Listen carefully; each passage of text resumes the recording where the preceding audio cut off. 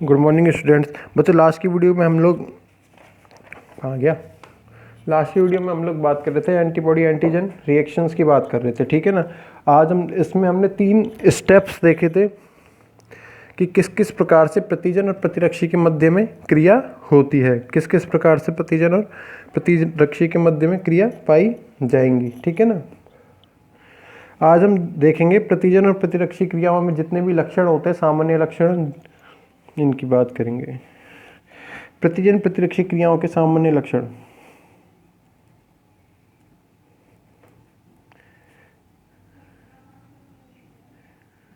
प्रतिजन प्रतिरक्षी क्रियाओं के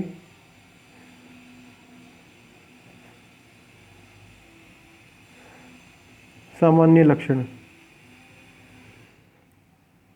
सामान्य लक्षण, ठीक है ना। तो पहले लक्षण की यदि बात की जाए तो सारी की सारी क्रियाएं क्या विशिष्ट होंगी। प्रतिजन और प्रतिरक्षी के मध्य में जितनी भी क्रियाएं होंगी विशिष्ट होंगी। अब इस विशिष्टता से, स्पेसिफिसिटी से मतलब ये होता है एक विशेष प्रकार का प्रतिजन के विरुद्ध एक शरीर के अंदर विशेष प्रकार की प्रतिरक्षियों का निर्माण होता है। हमने ये कहा कि एक प्रतिजन ए है, एक प्रतिजन ए है, तो इससे लड़ने के लिए शरीर के अंदर एक स्पेशल टाइप की क्या बनेंगी, एंटीबॉडीज का निर्माण होगा। यही क्या कहलाती है, आपकी स्पेसिफिसिटी कहलाती है, क्रिया विशिष्ट कहलाती है। प्रतिजन प्रतिरक्षी क्रियाएं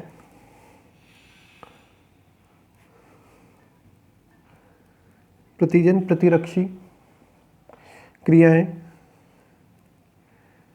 अति विशिष्ट होती हैं, हाईली स्पेसिफिक।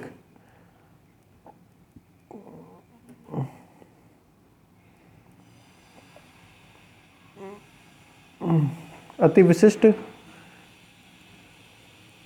होती हैं, अर्थात एक विशिष्ट प्रतिजन विशिष्ट प्रतिजन एक विशिष्ट प्रतिरक्षी से ही जुड़ता है, ठीक है ना। ये सारी पहला इसमें मेन कैरेक्टर होता है इस पे हाई स्पेसिफिसिटी, अति विशिष्टता। सेकंड यदि बात की जाए तो प्रतिजन का पूर्ण अणु क्या होता है, ये एंटीजन एंटीबॉडी रिएक्शन में भाग लेता है। इसके किसी भी प्रकार से इसको डिवाइड नहीं किया जा सकता है। इसके मतलब ये कह रहे हैं हम, खंडन नहीं किए जा सकते हैं, ठीक है ना।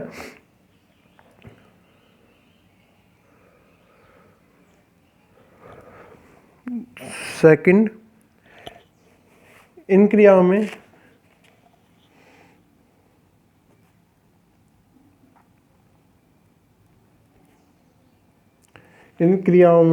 प्रतिजन का संपूर्ण अणु भाग लेते हैं,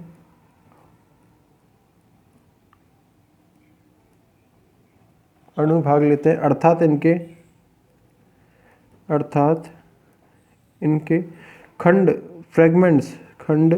नहीं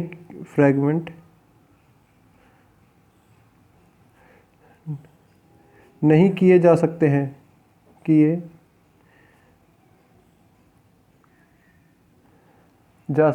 ठीक है ना। फ्रैगमेंट्स नहीं किए जा सकते हैं। यदि बात की जाए प्रतिजन के ऊपर, प्रतिजन के किसी भी भाग में एंटीजेनिक डिटर्मिनेंट, जो कि हमारी बात की थी हमने, एंटीजन की क्या थी, इकाई थी, जो कि एंटीजन की प्रतिजन की इकाई थी, प्रतिजनिक निर्धारक, एंटीजेनिक डिटरमिनेंट उपस्थित होगा तो पूरे अणु का क्या हो सकता है, यहाँ पे समूहन की क्रिया हो सकती है, कोएगुलेशन की फॉर्मेशन हो सकता है, ठीक है ना। मतलब ये गुच्छों के रूप में क्या हो सकते हैं, एक दूसरे से बंधे हुए पाए जा सकते हैं। प्रतिजन के किसी भाग पर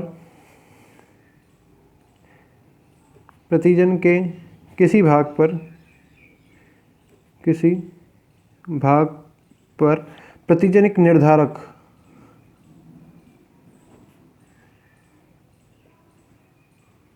एंटीजेनिक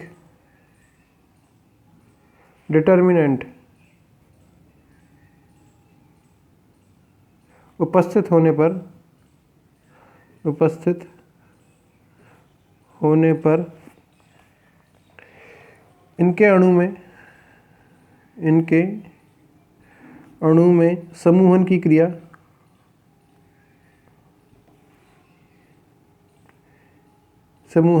क्रिया देखने को मिल सकती है।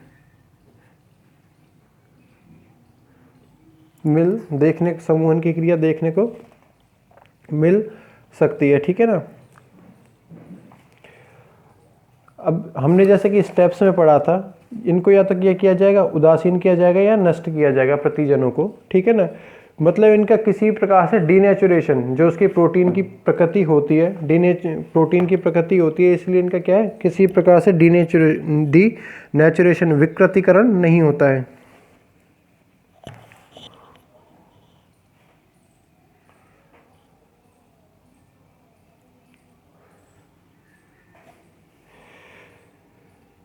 प्रतिजन या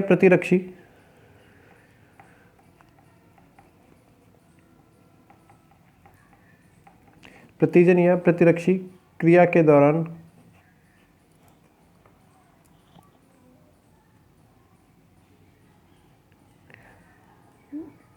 किसी भी प्रकार का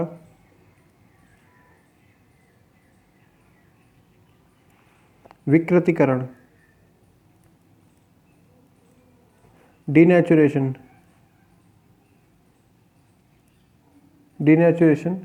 की क्रिया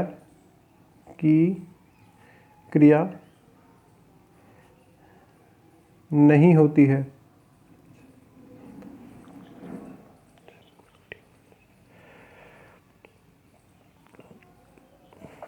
डीनेचुरेशन की क्रिया नहीं होती है।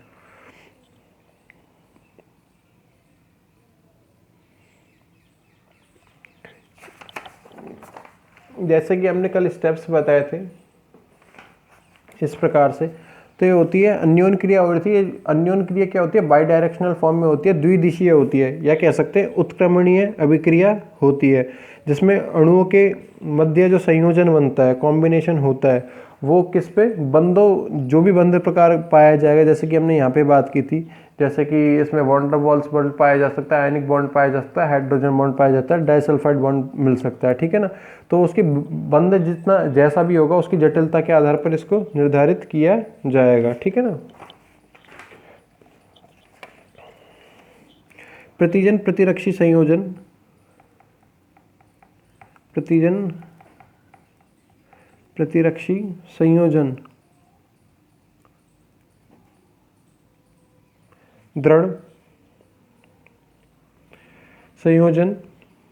दृढ़ स्ट्रॉन्ग, किंतु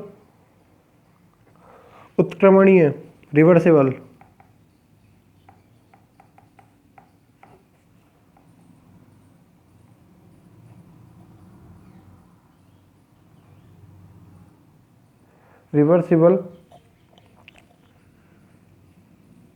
होता है, उत्क्रमणीय किंतु रिवर्सिबल होता है। अणु के मध्य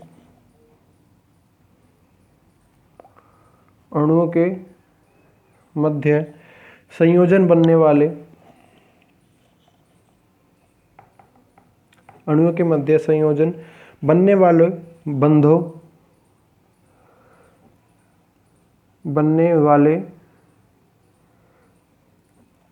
बंध की जटिलता पर निर्भर करता है, ठीक है ना। इसमें जो भी बंध बनेगा उसकी जटिलता पर क्या करेगी, इन दोनों के बीच में आपसे जो संयोजन होता है ये निर्भर करेगा। अब जैसे कि कल हमने बात की थी स्टेप्स में, ये किस प्रकार की क्रियाएं प्रदर्शित करते हैं, अवक्षेपण की, समूहन की, कोशिका लयन की। तो यही हमारा अगला पॉइंट है। प्रतिजन प्रतिरक्षी क्रियाओं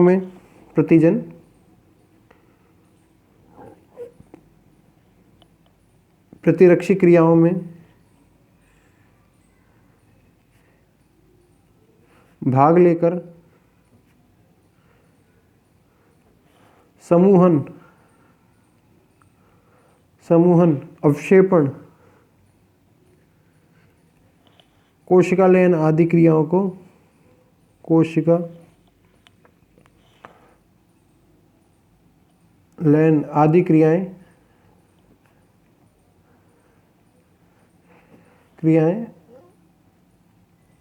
प्रदर्शित करते हैं। ठीक है ना, आदि क्रियाएं प्रदर्शित करते हैं।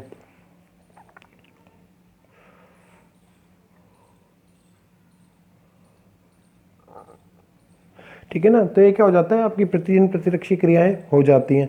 फिर बात की जाती है क्रियाओं की, जैसे कि हमने बात की है अवक्षेपण की, बात की है कोशिका लयन की, समूहन की। तो ये क्रियाएं हैं क्या और किस प्रकार से होती हैं, किस प्रकार से ये होंगी। तो फर्स्ट यहाँ लिख सकते हैं हम लोग टॉपिक प्रतिजन प्रतिरक्षी क्रिया। प्रतिजन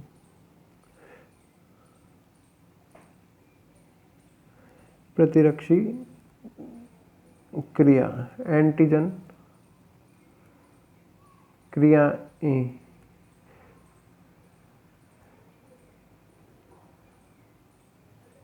एंटीबॉडी रिएक्शंस। अब हमें इसमें क्या है, प्रतिजन और प्रतिरक्षियों के साथ में होने वाली क्रियाओं को पढ़ना है। जैसे कि हमने कल भी बात की है, इसमें फर्स्ट क्रिया की यदि बात की जाए तो फर्स्ट क्रिया होती है अवक्षेपण की क्रिया,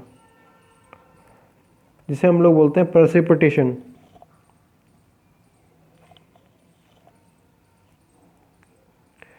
प्रेसिपिटेशन। सेकंड हमको पढ़ना है समूहन की क्रिया,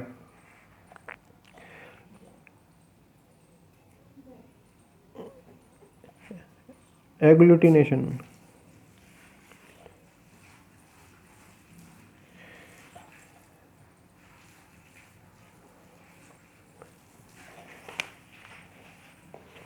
एग्लूटिनेशन। थर्ड हमको पढ़ना है उदासीनीकरण, नेचुरलाइजेशन, दासी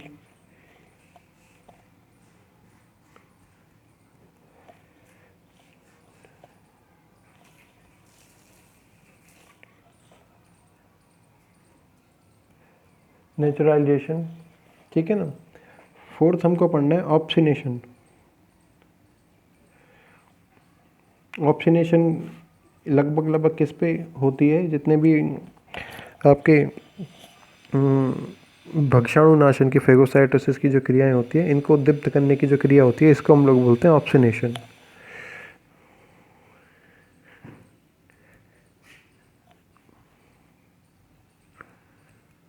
ऑप्सिनेशन।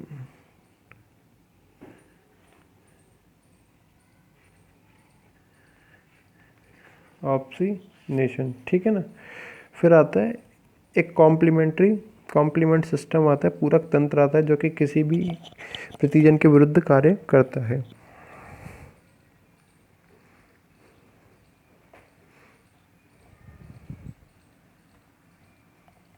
Complement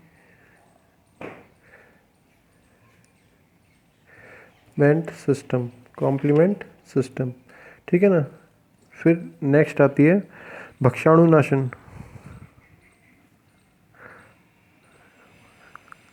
भक्षाणुनाशन, phagocytosis.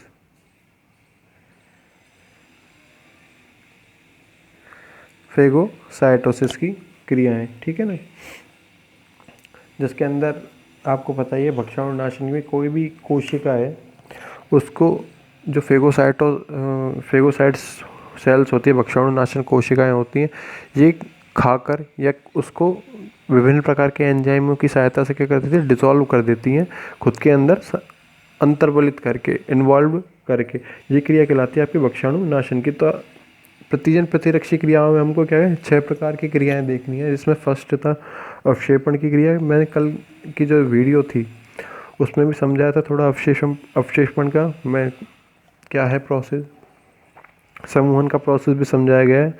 नेचुरलाइजेशन भी समझ में आ रहा है आपके कि भैया उदासीन कर दो, जो भी प्रतिजन बाहर से आए ये अपना कार्य नहीं कर पाए। नेक्स्ट है ऑप्शिनेशन, जिसको हमने बोला है, ऑप्शिनेशन को हमने बोला है जो भी भक्षाणुनाशन की क्रिया को उद्दीप्त करने वाली, उद्दीप्त इम्पल्स देने वाली, चालू करने वाली जो क्रिया है इसको बोलेंगे ऑप्शिनेशन। पूरक तंत्र कॉम्प्लीमेंट सिस्टम जो किसी भी प्रतिजन के विरुद्ध कार्य करता है शरीर में, ह्यूमन बॉडी के अंदर, इसे हम लोग बोलेंगे पूरक तंत्र कॉम्प्लीमेंट सिस्टम। भक्षाणुनाशन नाम से ही समझ में आ रहा है, ठीक है ना। यह आज की वीडियो हो जाती है, बाकी हम लोग देखेंगे नेक्स्ट वीडियोज़ में इन क्रियाओं को। Thank you.